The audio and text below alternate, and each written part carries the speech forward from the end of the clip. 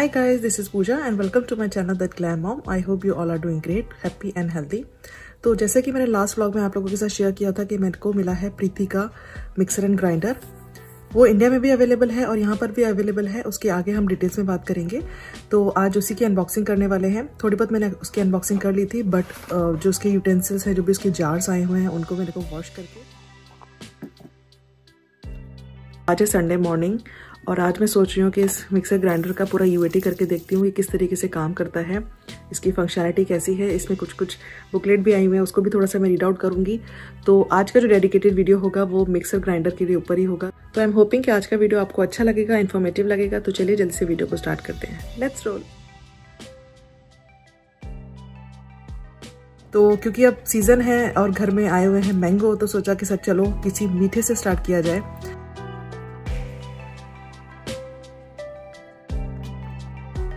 Frankly speaking मीठा खाने का बहाना होता है वो, और कुछ नहीं है। बट मैंगो पड़े हुए थे घर में, देन आई थॉट कि मैंगो शेक बनाते हैं। तो चलो अभी हम बनाते हैं yummy yummy mango shake. Meanwhile इसकी टेस्टिंग भी हो जाएगी और मैंगो शेक भी पीने को मिल जाएगा, राइट।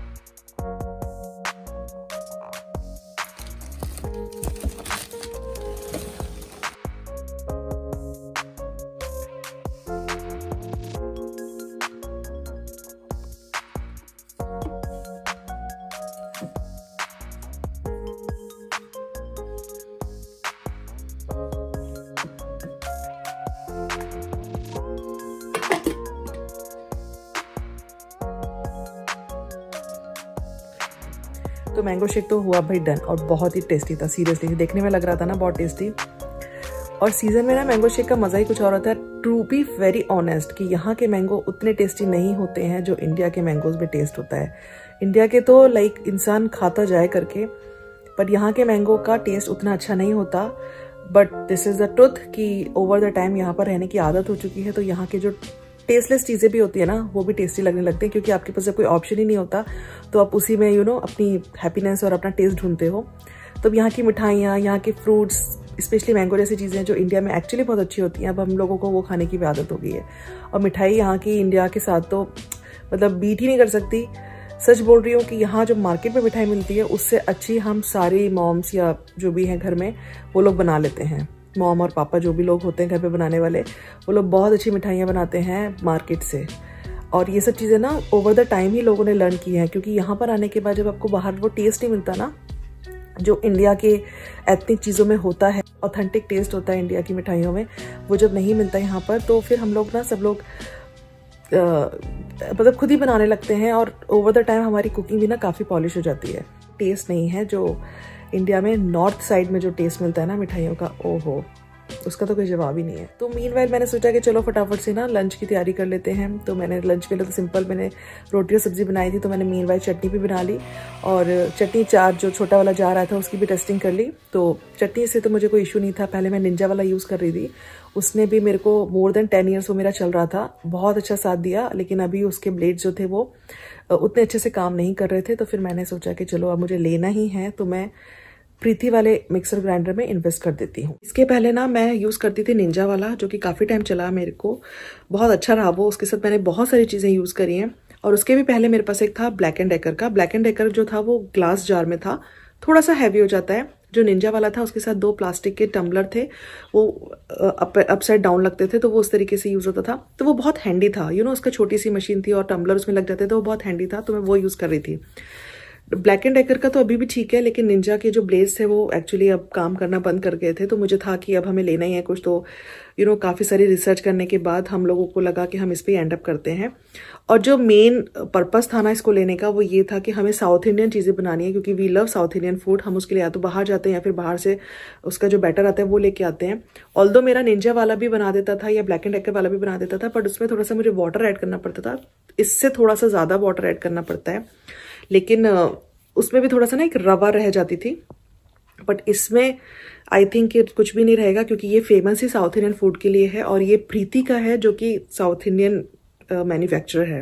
लेट्स चेकआउट कि ये बैटर को हमारा कैसे रेडी करता है, क्योंकि मेन पर्पस तो ना ये प्रोडक्ट बाय करने का था साउथ इंडियन फूड। तो लेट्स चेकआउट कि ये कैसा रहेगा।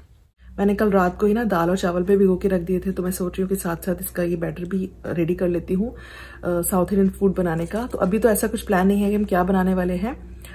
बैटर मैं रेडी कर देती हूँ, उसी को ना मैं मॉडिफाई कर लेती हूँ थोड़ा सा वाटर को ऐड ऑन करके, तो मैं उसी से इडली, डोसा और उत्पम वगैरह बना लेती हूँ। बच्चे थोड़ा सा उत्पम को अच्छे खुश होकर खा लेते हैं, तो आई प्रेफर कि मैं उत्पम बना लूँ। अदरवाइज मैं हम लोग ब्रेकफास्ट के टाइम पर इडली भी बना लेते हैं। तो मैंने रात को ये चावल, ये राइस इडली राइस के नाम से इडली रवा के नाम से आता है, ये मैं ये ले लेती हूँ। ये मैं ले रही हूँ अभी 2 कप्स, और उसी के साथ में ले रही हूँ 1 कप ऑफ उड़द दाल। मैंने ओवरनाइट सोक कर रखा था और अभी मैं इसको ग्राइंड करूंगी और फिर मैं इसको फर्मेंट करने के लिए रख दूंगी अवन में। और अवन में ये ओवरनाइट रहेगा तो फिर काफ़ी अच्छा फर्मेंट हो जाता है। लाइट ऑन करके रख सकते हैं, मैं जनरली लाइट ऑन करके रख देती हूँ, बट अगर आप चाहो तो उसको थोड़ी देर के लिए ऑन भी करके रख सकते हो अवन को, तो उसमें जब हीट प्रोड्यूस होगी और फिर जब आप अपने बैटर को रखोगे फर्मेंट होने के लिए, तो फिर वो भी अच्छे से हो जाता है। बट अगर भूल गए हो कभी ऑन करना, वैसे मैं ऑन नहीं करती, मैं सिर्फ लाइट ऑन करके रखती हूँ और ओवर द नाइट रखती हूँ मैं। बट अगर टाइम की थोड़ी सी शॉर्टेज है और कम टाइम में आपको फर्मेंट करना है, आप उसको 5 मिनट्स के लिए ऑन करके रख सकते हो। जब वो उसमें हीट प्रोड्यूस हो जाती है तो फिर आप अपने बैटर को रख दोगे, तो कम टाइम में आपका फर्मेंट हो जाता है बैटर। एक ये ऑप्शन होता है, अदरवाइज इंस्टेंट पॉट में भी हम रख लेते हैं। इंस्टेंट पॉट में भी अच्छा फर्मेंट हो जाता है, क्योंकि इसमें बैटर को हीट मिलनी चाहिए, तो फिर वो अच्छा फर्मेंट होता है। अगर वो अच्छा फर्मेंट नहीं होता ना, तो वो टेस्ट नहीं आता। तो ये बहुत ईजी प्रोसेस होता है कि उसको अवन में रख दो या फिर इंस्टेंट पॉट में रख दो या फिर किसी भी वार्म प्लेस में रख दो जिसमें वो अच्छे से फर्मेंट हो जाता है। बेसिकली हम लोगों ने आज ब्रंच किया था और अभी मैंने बैटर भी रेडी करके रख दिया है, तो जब शाम को वो बनेगा, रेडी हो जाएगा, तो फिर मैं उसके उत्पम या कुछ और बनाती हूँ। तो देखते हैं कि उसका टेस्ट कैसा आता है या किस तरह से बनता है। उसी टाइम मैं उसकी चटनी बना लूंगी, क्योंकि चटनी बनाने में यूजुअली ज़्यादा टाइम नहीं लगता है। आज तो मैं बस ये 2-3 चीज़ें ही बनाने वाली हूँ। और मुझसे कुछ लोगों ने पूछा था कि ये मैं जो मेरा ये वॉल पे येलो बेस है, ये किस तरीके से है। तो इस पर मैंने एक डेडिकेटेड वीडियो बनाया हुआ था, लिंक मैं डिस्क्रिप्शन बॉक्स में छोड़ दूंगी, तो आप उसको चेक कर लेना, या फिर ये आई बटन में भी आप चेक कर सकते हो। तो इनको लगाना ना काफ़ी ड्यूरेबल है, काफ़ी ईजी होती हैं और बहुत अच्छे से टिक भी जाती हैं। बट हाँ, ये थोड़ी सी सॉफ्ट है, तो ऐसा नहीं कि बच्चे यूँ ना कुछ बॉल के फेंकें या फिर कोई भी चीज़ आप इस पर थ्रो करोगे तो इस पर निशान आ जाता है। तो वो मार्क को रिड्यूस करने के लिए या फिर मार्क को अवॉइड करने के लिए इस पर कोई भी चीज़ पुश ना करो।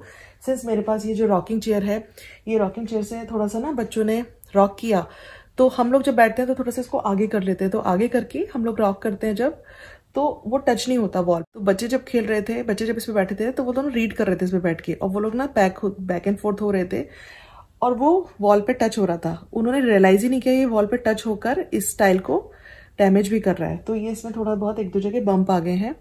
अदरवाइज ये वैसे लगाना बहुत ईजी है, बहुत जल्दी लगी थी, like with in an hour ये पूरे वॉल पे लग गई थी। इनफैक्ट यहाँ पर थोड़ा सा गैप है, सर मुझे लगानी है, ये तो मुझे कट करके लगानी थी और ये भी मुझे लगानी है। तो मैं देखती हूँ, ये काम भी मैं आजकल में फिनिश कर दूंगी, तो एटलीस्ट ये काम भी हो जाएगा। अब मैं आपसे मिलूंगी जब मेरा बैटर रेडी हो जाएगा, तो मैं मिलूंगी आपसे डिनर टाइम में। ऑलराइट, काफ़ी अच्छा फर्मेंट हुआ है, ये काफ़ी सॉफ्ट है, इसकी साउंड मुझे फील हो रही है, काफ़ी अच्छा फर्मेंट हुआ है।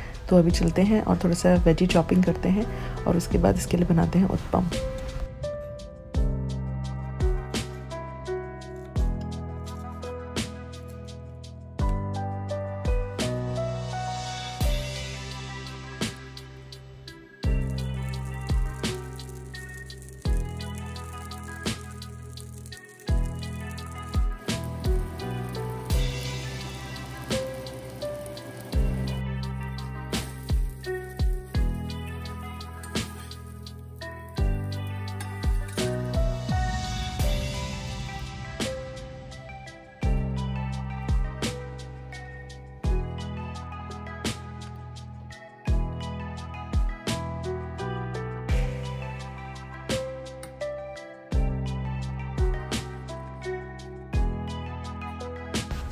तो सेम बैटर से मैंने इडली भी बनाई थी और उत्पम भी बनाया था। काफ़ी अच्छा फर्मेंट हुआ था, काफ़ी सॉफ्टनेस थी इडली में भी।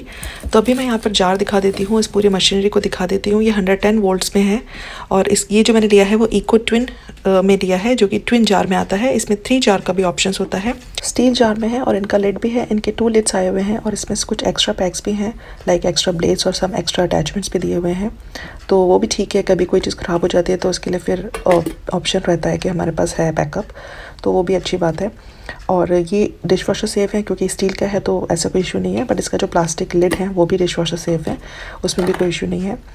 और बस ओवरऑल जो इसमें कैपेसिटी है वो काफ़ी अच्छी है, काफ़ी सारी चीज़ें इसमें बन जाती हैं। स्मॉल जार तो पर्पसली कोई भी तड़का वड़का ग्राइंड करने के लिए होता है, जैसे लहसुन का, अदरक का। और बड़े वाले जार में मैं स्मूदीज़ या फिर शेक्स वगैरह बना लेती हूँ या फिर कोई बैटर बना लेती हूँ। साथ में इस पे स्पैचुला भी आया हुआ है जो कि मिक्स करने के लिए है। तो मिक्सिंग के लिए तो ठीक है, लेकिन जार में से जब अपना मटेरियल निकालते हैं तो उसके लिए मैं प्रेफर करती हूँ सिलिकॉन्स वाले जो स्पैचुलास होते हैं वो, उससे कोई भी वेस्टेज नहीं होती, सारा फूड मटेरियल बाहर आ जाता है।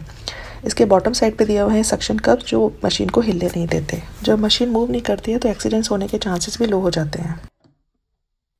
अभी ना मैं इसी मिक्सर ग्राइंडर वाले व्लॉग की एडिटिंग करी थी, देन आई रियलाइज़ कि मैंने इस व्लॉग की तो एंडिंग ही नहीं करी है।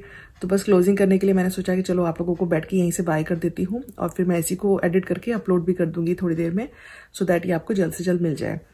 मीनवाइल मैं ये भी बताना भूल गई थी कि ये जो प्रीति का मिक्सर ग्राइंडर है ये मुझे मिला है अमेजोन से। ये यहाँ पे अमेजोन पे, ईबे पे है और ये गांधी अप्लायंसेस जो कि शिकागो में है वहां पर भी अवेलेबल है। मोरलेस प्राइस सेम है, कुछ $5-10 का डिफरेंस है, बट ये इंडिया में भी अवेलेबल है। बट इंडिया में भी ना ये 2 तरह के आते हैं, एक तो इंडिया के लिए जो बनाया जाता है वो, और कुछ प्रोडक्ट जो है प्रीति के वो यूएस कनाडा के लिए बनाए जाते हैं, क्योंकि यहाँ का जो वोल्ट है वो डिफरेंट होता है इंडिया से।